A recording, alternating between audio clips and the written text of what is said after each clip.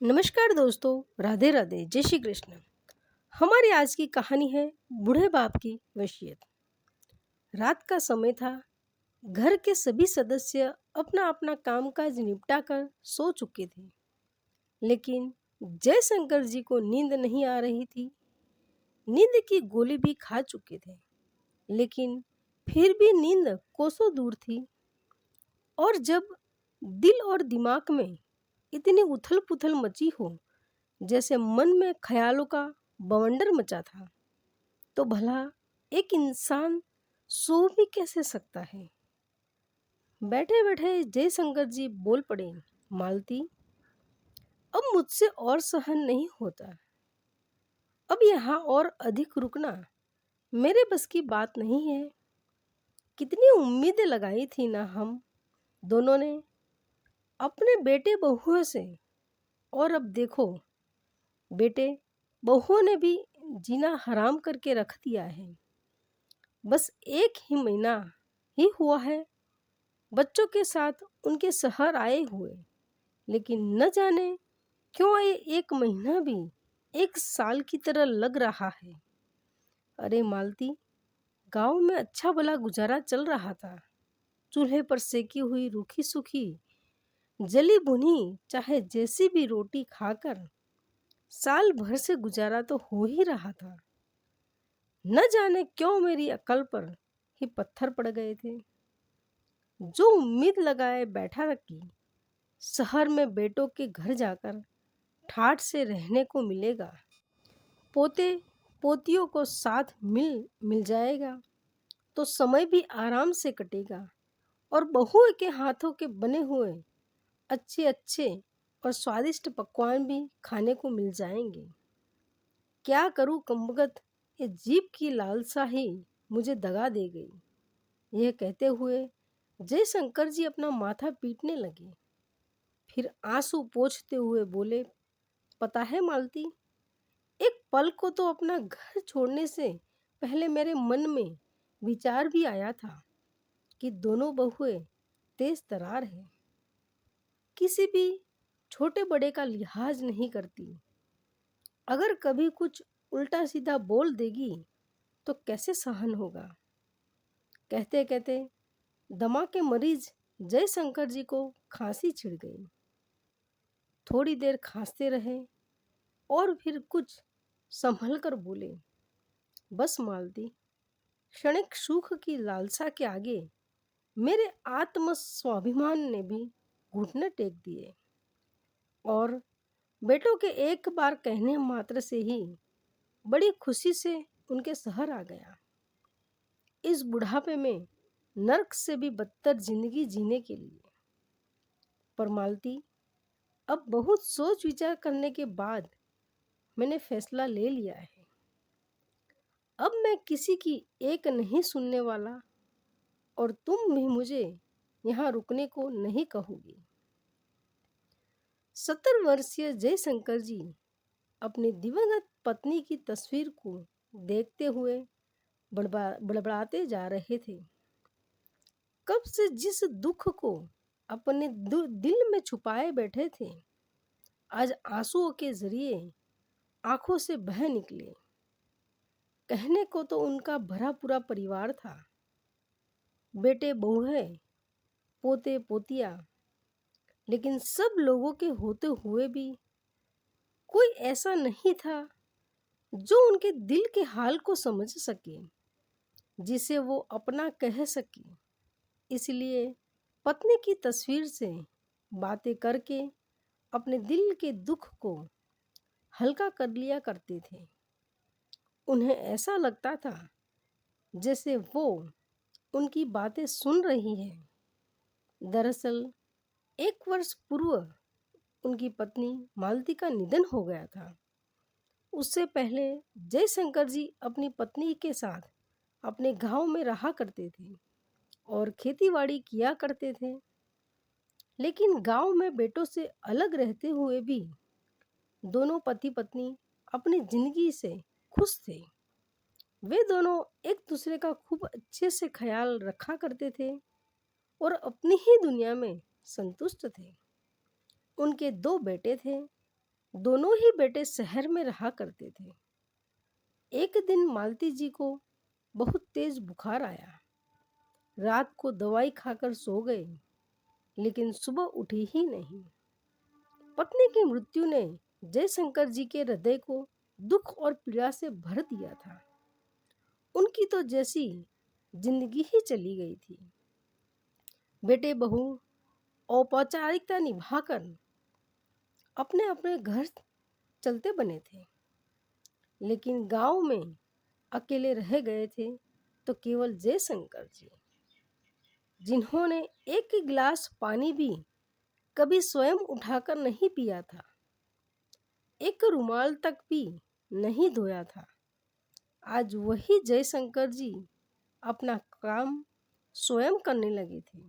अपने कपड़े धोते, चूल्हे पर रोटियां सेकते। अक्सर चूल्हे के धुएं से उन्हें खांसी आ जाती थी। जली भुनी रोटियां पकाकर नमक और प्याज से के साथ वो जैसे तैसे निकल लिया करते थे, परंतु खाते खाते ही पत्नी के हाथों के बने खाने की याद आ जाती तो आंखें गीली हो जाती। उनका अकेलापन इस कदर बढ़ गया था कि अपनी मर चुकी पत्नी की तस्वीर वो हरदम हाथ में लिए रहते थे। जो भी दिल में आता पत्नी की इस तस्वीर से ही कह दिया करते थे। कुछ गांव के लोग तो उन्हें ऐसा देखकर उनका मजाक बनाया करते थे, जबकि उनके पड़ोसी जो उनकी हालत को समझ पा रहे थे, वे जानते थे कि जयशंकर जी का पागलपन नहीं, अकेलापन है जो उन्हें अंदर ही अंदर खाए जा रहा है। जयशंकर जी की ऐसी हालत देखकर उनके पड़ोसियों ने उनके बड़े बेटे को फोन लगाया और उनकी चिंताजनक मानसिक स्थिति के बारे में बताया और उन्हें अपने साथ रखने को कहा। लेकिन बुजुर्ग ससुर को अपने पास रखने के लिए दोनों बहुएं बिल्कुल तैयार नहीं थी, परंतु लोग लाज के डर से उनके दोनों बेटे उन्हें अपने साथ शहर ले आए। जयशंकर जी भी स्वादिष्ट खाना खाने के अनुमान लिए अपने बेटों के साथ खुशी खुशी शहर आ गए। दोनों बेटों ने तय कर लिया कि अपने पिता को वे दोनों 1 महीना अपने पास रखेंगे। पहले बड़ा बेटा उन्हें अपने घर ले गया। पोता पोती के साथ हंसते बोलते समय बड़े आराम से गुजर जाएगा, यह सोचकर जयशंकर जी के दिल में बड़े बेटे के साथ जाने की बहुत ही उत्सुकता थी। बड़े बेटे के घर पहुंचे तो वहाँ देखने लगे कि अभी उनके पोता पोती उनके पास उनसे मिलने आएंगे, खूब बातें करेंगे। लेकिन थोड़ी देर तक जब कोई नहीं आया तो जयशंकर जी ने अपने बेटे से कहा, बेटा आकाश और पिंकी कहाँ, कहीं नजर नहीं आ रहे, कॉलेज गए हैं क्या? तो बड़े बेटे ने कहा, नहीं पिताजी, दरअसल वे दोनों तो इस शहर में रहते ही नहीं हैं। हम लोगों ने अपने दोनों बच्चों का दाखिला दिल्ली की एक बहुत ही बड़ी यूनिवर्सिटी में करवा दिया है। अब वो दोनों वहीं रहकर पढ़ाई कर रहे हैं। महीने में 1 आध बार मिलने आ जाते हैं। यह बात सुनकर जयशंकर जी आश्चर्यचकित रह गए।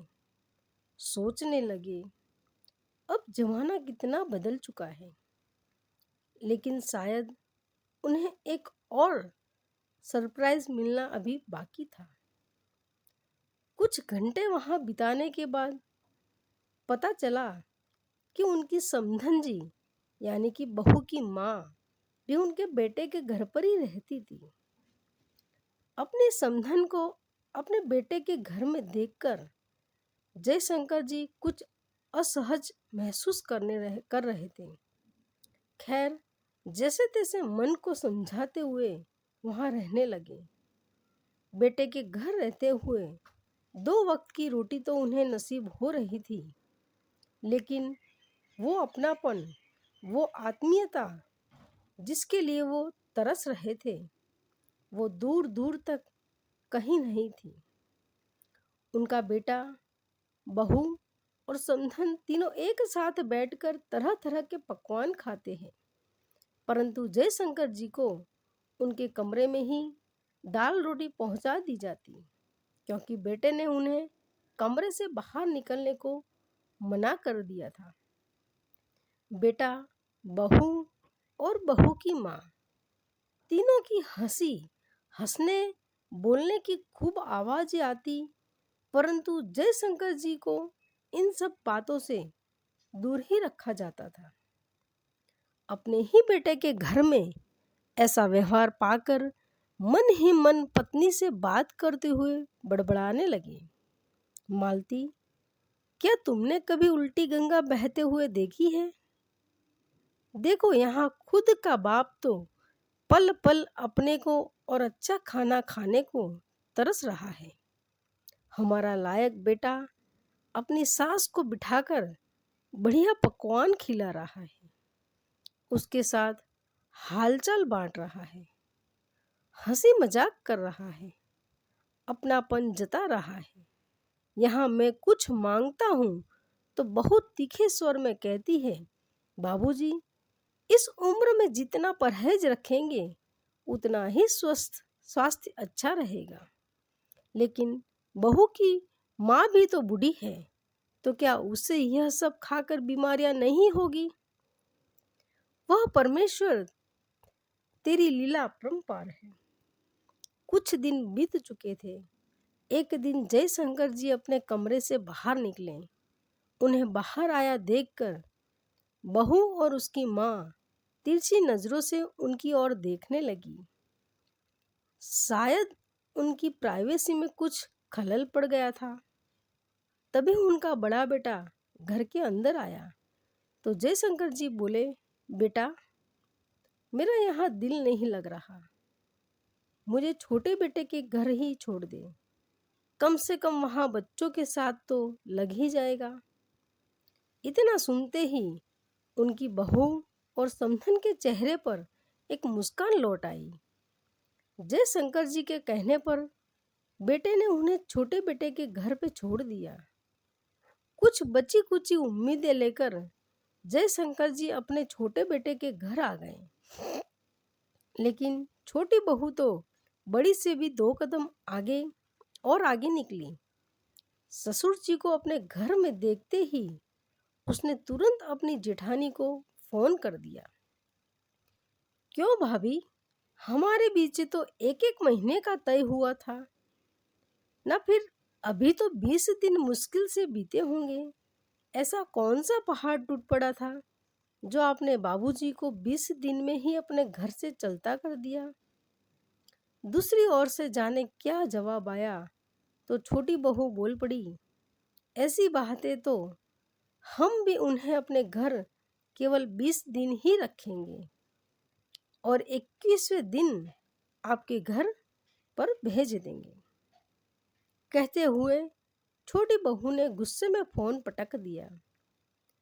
बड़े बेटे बहू के घर में कम से कम एक कमरा तो रामकिशन जी को नसीब हो रहा था, जहां बैठकर वो आराम से अपनी फूटी किस्मत पर आंसू बहा सकते थे।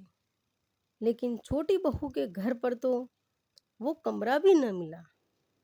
बहू और बेटे ने एक स्टोर रूम में ही जयशंकर जी का बिस्तर लगा दिया और बच्चों को उनकी माँ ने दादाजी के पास न जाने की हिदायत दे दी।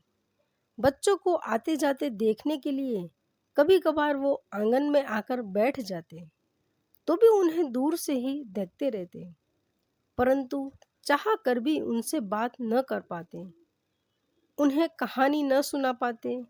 बच्चे यहाँ वहाँ खेलते रहते, पर मजाल है जो कभी दादाजी से बात भी करते। उन्हें मालूम था कि अगर बात करते समय उनकी माँ ने उन्हें देख लिया तो कमरे में ले जाकर उनकी ऐसी पिटाई होगी कि नानी याद आ जाएगी। दूर बैठे बैठे ही वह बच्चों को शरारती करते देखते रहते और उनकी बातें सुनकर खुश हो जाते। एक दिन सुबह उठकर बाहर चारपाई पर आकर बैठे तो आवाज सुनाई दी। छोटी बहू अपने पति से कह रही थी, सुनो तो, मेरे पास एक 500 रुपये का फटा पुराना नोट है। सब्जी वाला, दूध वाला, कोई भी इसे लेने को तैयार नहीं है। एक काम करो, आप ही इसे चला चला लेना। इसके बदले मुझे एक करारा नोट तो दो। आज मुझे सहेलियों के साथ पार्टी पर जाना है। जय किशन जी ने भी आदत से मजबूर थे, कुछ गलत हुए देखते तो टोक देते थे। बेटे के जाने के बाद उन्होंने बहू को समझाते हुए कह दिया कि बहू, बच्चे बहुत शरारती हो गए हैं। अपनी सहेलियों के साथ घूमने फिरने की बजाय थोड़ा बच्चों पर ध्यान दिया करो। इस उम्र में बच्चों को माँ की सबसे ज़्यादा ज़रूरत होती है। यह बात तो जैसे छोटी बहू को कांटे की तरह चुभ गई। तिल मिलाते हुए वो बोल उठी, अच्छा, आपको क्या लगता है मैं सारा दिन आवारागर्दी करती हूँ? बाहर न जाऊं तो क्या सारा दिन आपकी खांसी की आवाज़ सुनती रहूं? और वैसे भी हमारे बच्चे बहुत समझदार हैं। आपको उनकी चिंता करने की कोई ज़रूरत नहीं है। छोटी बहू के मुंह से ऐसी बातें सुनते हुए जयशंकर जी को ऐसा लगा जैसे वो छोटी बहू न हो, कोई ज्वालामुखी हो जो धड़ाधड़ उन पर आग उगलते अंगारे बरसा रहा हो। उम्र का तकाजा है जो अच्छे अच्छों को अपने समक्ष घुटने टेकने पर मजबूर कर देता है। कभी ऐसा समय भी हुआ करता था जब मेरे सामने आवाज उठाने की किसी की हिम्मत नहीं होती थी, और आज ऐसा समय भी आ गया है कि कल की आई हुई भी मेरी इज्जत उतारकर अपने पांव तले रौंद देती है। और बेटे तो इतने नालायक हैं कि उन्हें तो अपनी पत्नियों की चाकरी और कोई काम ही नहीं है। यह बूढ़ा पिता तो उनकी दुनिया में जैसे आता ही नहीं। सोचते हुए बुरी आंखों का रो रो कर बुरा हाल हो गया। जिल्लत के आंसू पीकर वे अपने बिस्तर पर जाकर निढाल से लेट गए। फिर रोते हुए पत्नी की तस्वीर से ही बोल उठे, मालती, मुझे क्यों नहीं ले गई अपने साथ? क्यों मुझे इस बुढ़ापे में कष्ट सहन करने के लिए छोड़ दिया? जिन बच्चों को सदा सुखी रहो, जीते रहो जैसे आशीर्वाद देते, कभी थकते नहीं थे हम दोनों। न जाने क्यों आज उन्हीं बच्चों के लिए मन में बद्दुआ निकल रही है। नामुराद, नालायक जैसे शब्द जबान तक आते आते रह जाते हैं।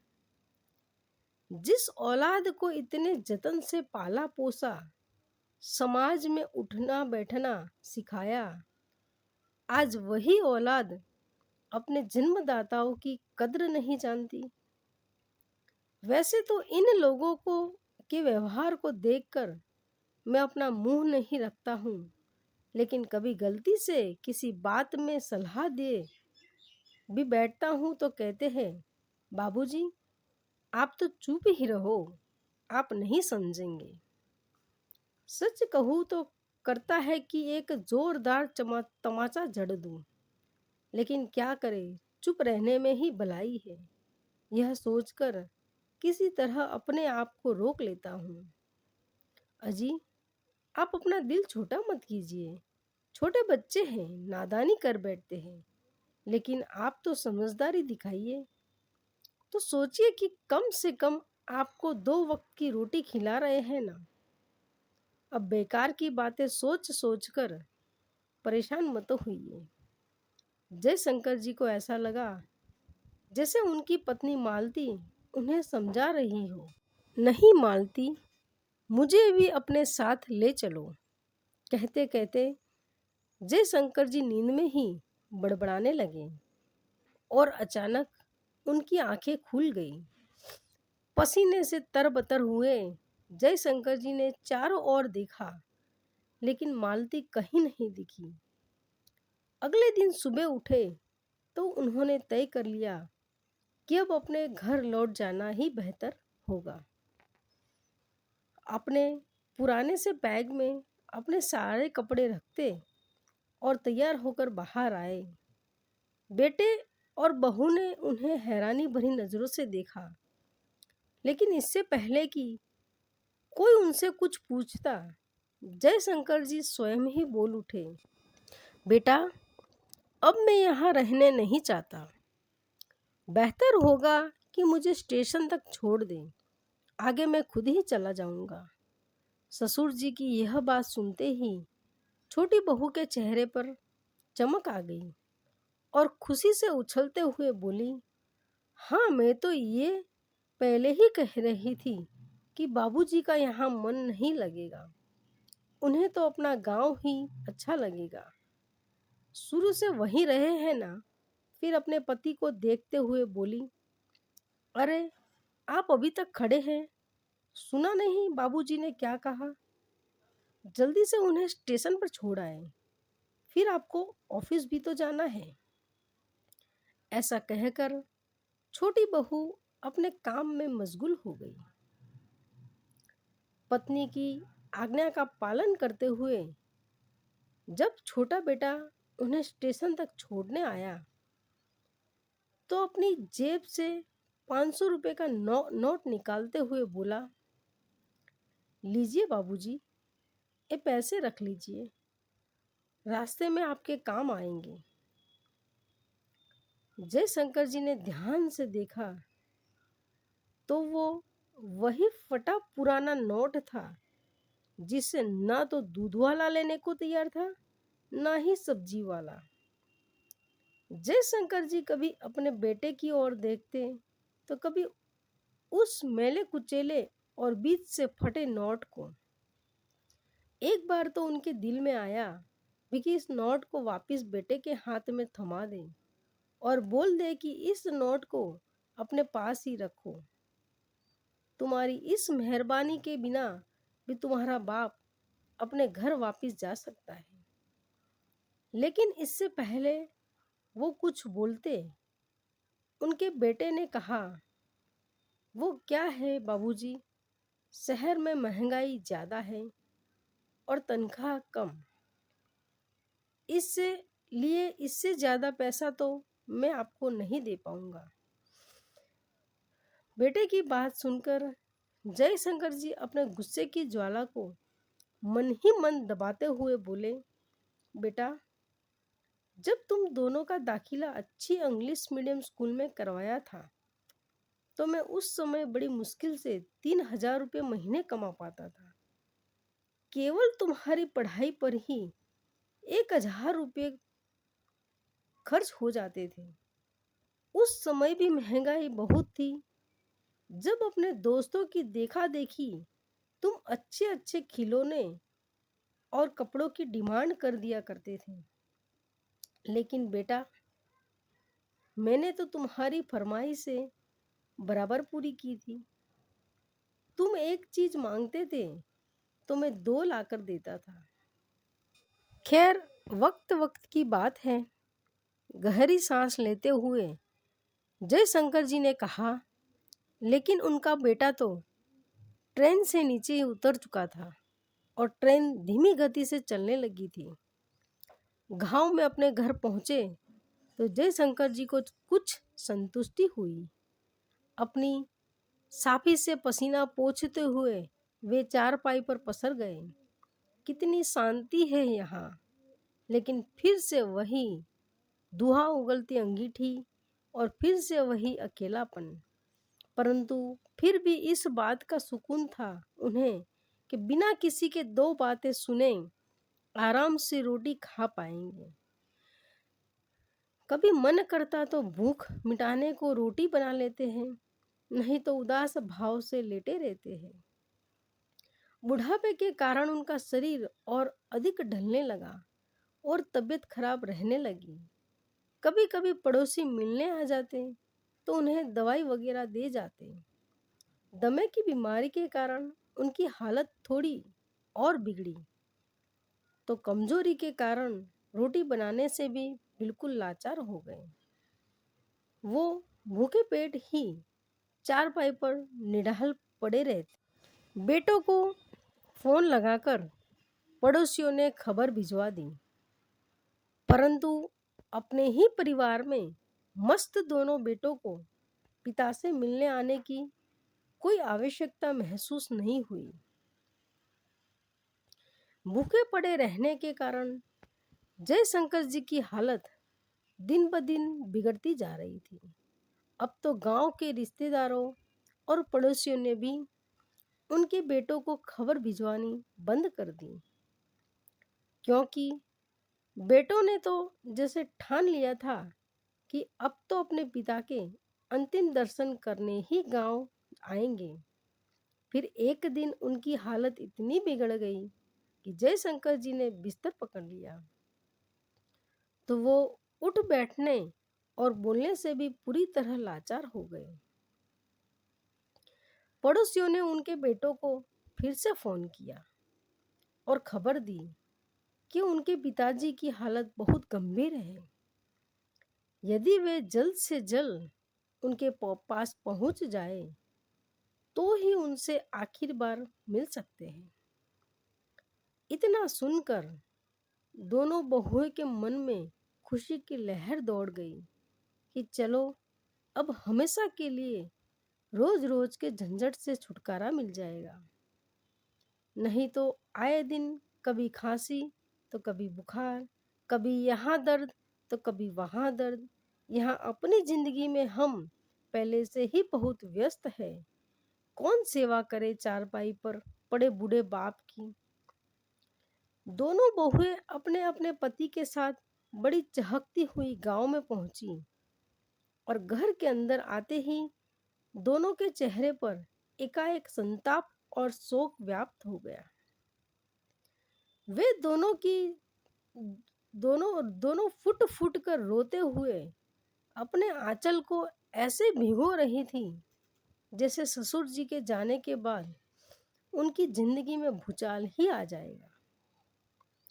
हालांकि गांव में आस पड़ोस के सब लोग जानते थे कि जिस बूढ़े ससुर को देवता मानने का दिखावा करते हुए ये दोनों दहाड़े मार मार कर पूरा घर सर पर उठा रही है और ससुर को 2 वक्त की इज्जत की रोटी भी कभी इन दोनों से न खिलाई गई होगी। 2 घंटे रोने का दिखावा करने के बाद जब भूख लगी तो अपने साथ लाए तरह तरह के खाने की वस्तुएं, चिप्स, खाखरा और सैंडविच का लुत्फ उठाने के लिए एक कमरे के भीतर चली जाती, छुप कर अपना पेट भरती और वापस आ जाती। वही ढोंग फिर से रचाने जयशंकर जी चारपाई पर निढाल पड़े थे। हालांकि वो उठे और बोल तो नहीं पा रहे थे, परंतु सब कुछ देख और समझ पा रहे थे। वृद्धावस्था की पीठ को आज वो बहुत गहराई से महसूस कर पा रहे थे कि किस तरह उम्र के आखिर पड़ाव पर आकर इंसान की स्थिति सड़क के किनारे पर पड़े कंकड़ की तरह अस्तित्व विहीन हो जाती है। एकाएक खून के रिश्ते भी पराये हो जाते हैं। बीमार पड़े जयशंकर जी को देखने के लिए पड़ोसी और रिश्तेदार सुबह से ही आ जा रहे थे। जैसे ही कोई घर के अंदर आने लगता तो तुरंत बेटों और बहुओं का मुंह लटक जाता। बड़ा बेटा कहने लगता, क्या बताए, अंतिम समय है, ज्यादा दुख ना ही पाए तो ही अच्छा। वरना हमें भी कहाँ नौकरी से इतना समय मिल पाता है। भैया, मैं तो कहता हूँ कि समय से बाबूजी को जमीन पर भी लेटा ही देते हैं। कौन जाने कब बुलावा आ जाए। छोटे बेटे ने कहा तो दोनों बहुएं दहाड़े मार मार कर ऐसे आंसू बहाने लगी जैसे उनके ससुर जी सच में भगवान को प्यारे हो गए हो। बड़े इम्तिनान से जयशंकर जी बहुओं का यह नाटक देख रहे थे। बूढ़े पिता को जमीन पर लिटाया गया तो देखते ही देखते पूरा गांव इकट्ठा हो गया। बड़ी बहू बाबूजी की टांगे दबाती तो वाह वाही लुटाने के लिए छोटी बहू भी गीता पाठ करने बैठ गई। पिता के लिए दोनों बेटों ने कफन का कपड़ा और लकड़ी की चिता भी मंगवा ली, लेकिन जयशंकर जी जस के तस लेटे हुए थे। शाम हुई तो सब लोग अपने अपने घर चले गए। दोनों बेटे और बहू गई जो अभी तक अच्छा बनने का नाटक कर रहे थे, सब लोगों के जाते ही अपनी असलियत पर उतर आई। भाभी, आपको क्या लगता है कब तक मुक्ति मिलेगी बाबूजी को? छोटी बहू ने अपनी जेठानी से कहा तो बड़ी बहू गहरी सांस छोड़ते हुए बोली, क्या मालूम, बाबूजी को मुक्ति मिले तो हम बंटवारा करके अपने अपने घर चलते बने।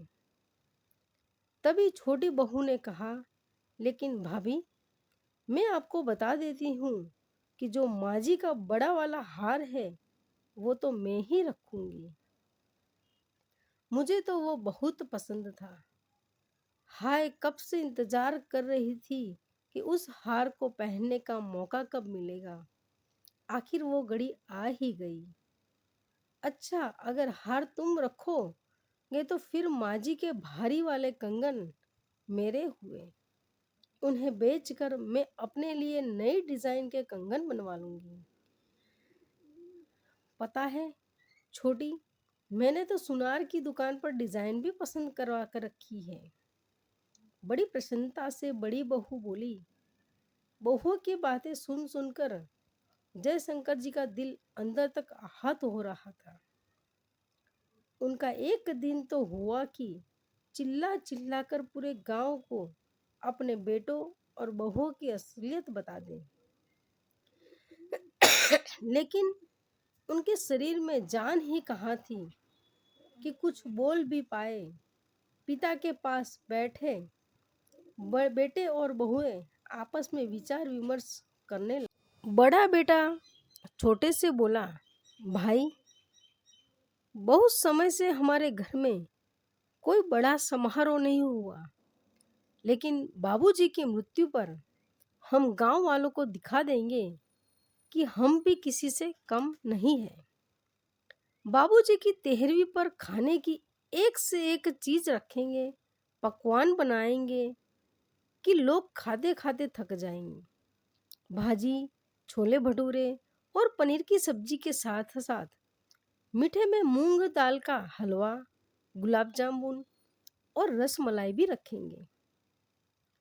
रस मलाई तो बाबूजी को बहुत ही पसंद थी। खाने की इतनी चीजों का नाम सुनते ही जयशंकर जी के मुंह में पानी आने लगा। मन में एक विचार आया कि इन लोगों ने मेरी 13वीं मेरे जीते जी ही क्यों नहीं करते। मैं भी पेट भर खा लेता तो जीते जी मेरी आत्मा को अंदर तक संतुष्टि मिल जाती। इन पकवानों के स्वाद के लिए न जाने कितने समय से वो तरस रहे थे और स्वाद को याद करते ही एकाएक उनके मुंह से लार बह निकली। देखते ही छोटी बहू बड़ी खुशी से बोली, अरे देखिए तो, अब तो बाबूजी के मुंह से लार भी बहने लगी है। और बड़े बुजुर्ग कहते हैं कि जब मृत्यु शैया पर पड़े इंसान की लार निकले तो समझो अंतिम समय आ चुका है। अब तो बड़ी बेसब्री से जयशंकर जी की मृत्यु का इंतजार किए जाने लगा। परंतु 3 दिन बीत गए। अब दोनों बेटे कयास लगाने लगे कि आखिर बाबूजी की आत्मा घर में क्यों अटकी है। हम सब लोग तो यही हैं, फिर बाबूजी को किससे मिलने की इच्छा है जो प्राण त्यागने के नाम ही नहीं ले रहे। तभी गांव के एक बड़े बुजुर्ग, जिन्हें पूरा गांव मानता था, जयशंकर जी का पता करने के लिए उन्हें घर आए। तो तो बेटे बोले, चाचा, समझ नहीं आ रहा है कि बाबूजी की जान कहाँ अटकी है। फिर वो बुजुर्ग बोले, बेटा, कभी कभी कोई ख्वाहिश अधूरी रह जाने से भी जान नहीं निकलती। तुम एक काम करो, अपने पिता की पसंद की खाने की चीजें बनवाओ और इन्हें खिलाओ। हो सकता है वही खाने की ख्वाहिश मन में रह गई हो। बहुओं ने फटाफट से रसोई घर में जाकर बाबूजी के लिए देसी घी में सूजी का हलवा बना दिया। जैसे ही वो हलवा लेकर बाहर आई तो हलवे की खुशबू से ही उनका रोम रोम खिल उठा। बड़े बेटे ने एक चम्मच से थोड़ा हल्का मुंह में डाला तो जयशंकर जी बड़ी खुशी से खाने लगे। दोनों बेटे और बहू ने उन्हें बड़े चाह से हलवा खाते देखकर हैरान थे। देखते ही देखते पूरा कटोरा खाली हो गया। लेकिन ससुर के मृत्यु की प्रतीक्षा करती बहुओं के धैर्य की सीमा समाप्त होने लगी थी। छोटी बहू ने कहा, मैं तो अपना सामान पैक कर रही हूं, अब हम लोग और ज्यादा यहाँ नहीं रुक सकते। हम इतने निठल्ले थोड़ी न हैं कि किसी के मृत्यु के इंतजार में अपना वक्त घुमाते रहें। तभी बड़ी बहू गुस्से में भड़कते हुए बोली, हाँ, निठल्ले तो हम हैं ना, कोई काम काज थोड़ी ना है हमें। बाबूजी का ठेका तो हमने ले रखा है। पूरे 20 दिन सेवा की थी हम लोगों ने बाबूजी की, तुमसे तो एक हफ्ता भी न संभाले गए थे। जबरदस्त बहस छिड़ गई देवरानी जेठानी में। बहुओं के साथ बेटे की भी लड़ाई में भी कूद पड़े। ऐसा तांडव हुआ कि पूरे गांव में तमाशा देखा। कुछ बड़े बुजुर्गों ने आकर समझाया, भी कुछ तो शर्म करो, तुम्हारे बूढ़े पिता मृत्यु शैया पर पड़े हैं और तुम लोग उनके सामने ही लड़ाई झगड़े पर उतर आए। इस समय ऐसी बातें करना क्या तुम्हें शोभा देता है? लेकिन उन लोगों को कहाँ परवाह थी। बिना किसी लाज शर्म की उन्होंने झगड़ा जारी रखा। वहीं थोड़ा भोजन पेट में गया तो जयशंकर जी के शरीर में भी जान वापस आने लगी। जयशंकर जी का शरीर कुछ हरकत में आ गया और थोड़ी बोलने की ताकत भी आ गई। यह देखकर तो बेटों और बहुओं के होश ही उड़ गए। परेशान होकर वो सोचने लगे कि अब क्या किया जाए। खैर, जैसे तैसे रात और सुबह हुई तो बड़े बेटे ने पिता को भी दूध के साथ में 2 ब्रेड खिलाई। चाय नाश्ता करके वे सब अपने अपने घर जाने को तैयार हो गए। फिर गांव के एक बुजुर्ग व्यक्ति ने समझाया कि तुम्हारे माता पिता के कारण ही तुम आज एक ऊंचे मुकाम पर पहुंच पाए हो। अब तुम्हारे पिता भी तुम्हारी ही जिम्मेदारी है। बूढ़े बाप की सेवा करना बेटों का ही कर्तव्य है, इसलिए उन्हें अपने साथ ही ले जाओ। इतना सुनने की देर ही थी कि छोटी बहू अपने पति को एक कोने में ले गई और नाक मुंह सिकुड़ते हुए बोली, मेरी एक बात कान खोलकर सुन लो। आप बाबूजी को अपने साथ रखने के लिए हरगिज तैयार मत होना। वो तो बिस्तर पर पड़े हैं और मुझसे उनकी गंदगी न उठाई जाएगी। और अगर पिछली बार की तरह उन्हें ले जाने की गलती कर बैठे तो मुझसे बुरा कोई नहीं होगा। बड़ी बहू ने भी धीमे से अपने पति के कान में कहा, कोई जरूरत नहीं है बिना मतलब आफत मोल लेने की। मुझसे नहीं होगी चारपाई पर पड़े आपके पिता की सेवा। जब बूढ़े पिता को अपने साथ ले जाने में दोनों बेटे आनाकानी करने लगे तो यह सब देखकर जयशंकर जी की आंखें छल छला उठी। हाथ जोड़कर अपने बेटों और बहुओं से बोले, तुम लोग अपने अपने घर जाओ, मैं यहाँ कैसे रहूंगा यह मैं खुद ही देख लूंगा। पिता के इतने कहने की देर थी कि वे सब तुरंत ही अपना सामान उठाकर चुपचाप निकलते बने और आखिरकार 5 दिन से चलते आ रहे बेटों और बहुओं ने नाटक का अंत हुआ। 1-2 दिन और बीते तो जयशंकर जी की हालत में कुछ और सुधार आ गया, लेकिन जयशंकर जी अब वो गंभीर सोच विचार में डूबे हुए थे। बार बार अपनी पत्नी मालती की तस्वीर से ही पूछने लगते, हमारी औलाद अगर ऐसी होती तो इंसान बिना औलाद ही बेहतर है। यही बेटे थे जिनकी ख्वाहिशें पूरी करने में कभी पीछे नहीं हटा। आखिर बेटों की परवरिश में हमने कभी कमी कहाँ छोड़ दी थी। बच्चों के लिए बरसों की तपस्या में खुद को झोंक दिया था, लेकिन अपने कठिन परिस्थितियों का बच्चों को पल भर भी आभास नहीं होने दिया था। आज उन्हीं बच्चों को मुझसे छुटकारा पाने की इतनी जल्दी थी कि मेरे जीते जी घर पर सफ़ेद कफन और चिता मंगवा कर रख दी।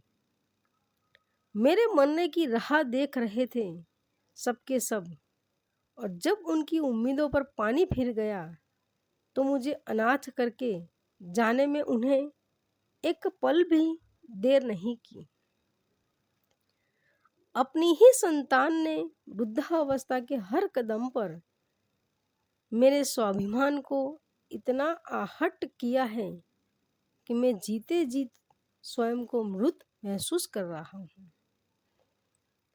आत्ममंथन करते करते आज उन्होंने एक निर्णय लिया। उन्होंने गांव के सरपंच को बुलाया और अपना फैसला बताते हुए उन्हें अपने अगले कदम के बारे में बताया। जयशंकर जी की बात सुनकर सरपंच जी की हैरानी का ठिकाना न रहा। वे बोले, लेकिन ऐसा फैसला लेने से पहले एक बार फिर से सोच लो। तो जयशंकर जी ने कहा, बहुत विचार करके और दिल पर पत्थर रखकर ये फैसला लिया है मैंने। अपनी ही औलाद की उपेक्षा ने मुझे अंदर तक इस कदर तोड़ रख दिया है कि अब मेरे पास कोई रास्ता नहीं है।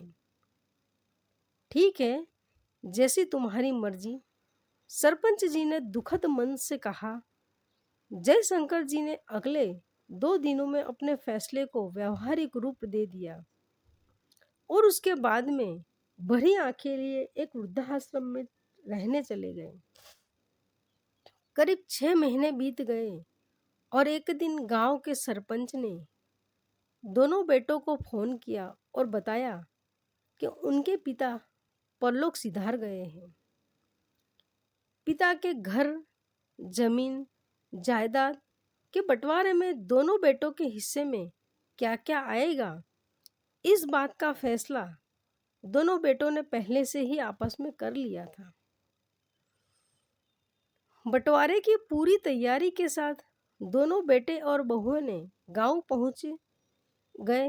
आंसू बहाते हुए बेटों ने पिता के शरीर के मुखाग्नि दी और जब घर पहुंचे तो पड़ोसियों और रिश्तेदारों के जाने का इंतजार किए बिना दोनों बेटों और बहुओं ने सबसे नजर चुराकर पिता के कमरे का दरवाजा खोला।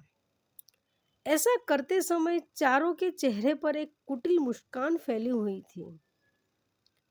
दोनों बेटों के नोटों के बंडल अपनी आंखों के सामने नाचते हुए दिखाई दे रहे थे। तो वहीं दोनों बहुओं की आंखें अपनी सासू माँ के सोने के गहनों पर एक नजर डालने को ही बेताब हो रही थी। बड़े बेटे ने अपने पिता की अलमारी खोलकर उसने से दोनों संदूक निकाले, जिसमें उसकी माँ के गहने और घर और खेतों के कागजात रखे जाते थे। संदूकों पर ताले जड़े थे, लेकिन यहाँ वहाँ ताका झांकी करने के बाद में संदूक की चाबियां भी मिल गई। बड़ी खुशी से बड़ी बहू ने पहला संदूक खोला, लेकिन देखते ही सबके चेहरे पर एकाएक निराशा के भाव आ गए। अरे ये क्या, इस संदूक में तो माजी के गहने होने चाहिए थे, पर यहाँ तो देखो, इसमें तो आप लोगों के बचपन की तस्वीरें पड़ी हैं। और ये क्या है, छोटे बच्चों के खिलौने। यह सब चीजें भी कोई संदूक में रखता है क्या? मुंह बनाते हुए बड़ी बहू ने वो खिलौना नीचे फेंक दिया। तभी बड़े बेटे ने वो खिलौना उठाते हुए कहा, छोटे, याद है हम दोनों बचपन में इन्हें खिलौने से खेला करते थे। कितने खट्टी मीठी यादें जुड़ी थी इन खिलौने के साथ हमारी, इसलिए माँ ने इन्हें सहज कर रख दिया होगा। फिर दोनों बहुएं एक के बाद एक सामान निकालकर फेंकने लगी। बहुत सी चीजें निकाली, लेकिन जिस चीज को वो लोग इतनी उत्सुकता के साथ खोज रहे थे वो कहीं नहीं मिल रही थी। फिर बड़ी आस लिए उन्होंने दूसरा संदूक का ताला खोला।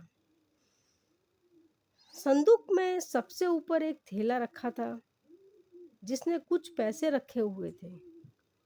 उन चारों की ललचाई नजर उस थैलों पर टिक गई। पैसे निकालकर गिनने गिनने तो पूरे 50,000 रुपये थे। उसी के साथ में एक और लिफाफा रखा था, जिसमें 500 रुपये का नोट, फटा पुराना सा नोट था। और देखो क्या रखा है संदूक में, छोटी बहू बोली। तो छोटे बेटे ने सारा सामान निकाल दिया, लेकिन उसमें उन्होंने बचपन के छोटे छोटे कपड़ों के अलावा और कुछ नहीं था। अरे ये कागज तो हमने पढ़ा ही नहीं। जरूर इसमें बाबूजी ने बैंक अकाउंट या उनकी सारी संपत्ति के बारे में कोई जानकारी दी होगी। कहते हुए बड़ी बहू की आंखों में चमक आ गई। फिर बड़े बेटे ने उस पत्र को पढ़ना शुरू किया। पत्र में लिखा था, इतनी बेसब्री से क्या चीज खोज रहे हो बेटा? तुम्हारी माँ के गहने और मेरी संपत्ति। अरे बेटा, हम दोनों की अनमोल संपत्ति तो तुम्हारे बचपन की यादें ही थी, जिन्हें हमने बड़ी सहज कर रखा था। लेकिन तुम दोनों अपनी जिंदगी में इतनी मस्त हो गए थे कि अपने माँ बाप को ही भुला बैठे। जानते हो बेटा, किसी भी इंसान के लिए उसके जीवन का सबसे बड़ा दुख क्या होता है? अपनों के होते हुए भी वो अपने उससे दूर हो जाए, इतनी दूर कि उसका ख्याल तक अपने दिमाग से निकाल दे। और बेटा, सच कहूँ तो उस समय दुनिया की कोई दौलत या संपत्ति काम नहीं आती। सब व्यर्थ सा लगने लगता है। तुम्हारा यह बूढ़ा पिता अपने अंतिम समय में हर क्षण अपने बच्चों के साथ को तड़पता रहा, रोता रहा, बिलखता रहा। लेकिन तुम लोग इतने कठोर दिल हो गए कि वो आंसू भी तुम्हें नजर नहीं आए। दो दो बेटों के होते हुए भी अपना अंतिम समय में वृद्धाश्रम जाकर रहने को मजबूर हुआ। इससे बड़ी लानत की बात तुम्हारे लिए और क्या हो सकती है? बेटा, अब वो बात बताता हूँ जिसे जानने के लिए तुम सबसे ज्यादा उत्सुक हो। मेरी खेत की जमीन और घर है और बाकी की जो संपत्ति थी, मैंने उस वृद्धाश्रम को दान कर दिया है, जहाँ अंतिम समय में मुझे सहारा मिला। और हाँ, जो 50,000 रुपये तुम्हारे मैंने संदूक में से मिले हैं, वह मेरी अंतिम संस्कार का खर्च है। क्योंकि जो बेटे मेरे जीते जी मेरी जिम्मेदारी नहीं उठा पाए, उन बेटों पर मैं मरने के बाद भी बोझ बनना नहीं चाहता हूँ। इसी के साथ में लिफाफे में जो 500 रुपये का नोट रखा है, वह मेरे छोटे बेटे के लिए है। याद करो बेटा, ये वही नोट है जो दूध वाला, सब्जी वाला कोई भी लेने को तैयार नहीं था, और मेरे गांव आने से पहले तुमने यह फटा पुराना नोट मेरे हाथ में थमाकर अपने कर्तव्य की इतिश्री कर ली थी। बस अब तो भगवान से यही दुआ करता हूँ कि जैसे मेरे साथ हुआ, वैसे दिन तुम लोगों को कभी ना देखने पड़े। लेकिन बेटा, प्रकृति का एक नियम है, जो कुछ भी हम किसी को देते हैं, वो हमारे पास लौटकर वापस जरूर आता है।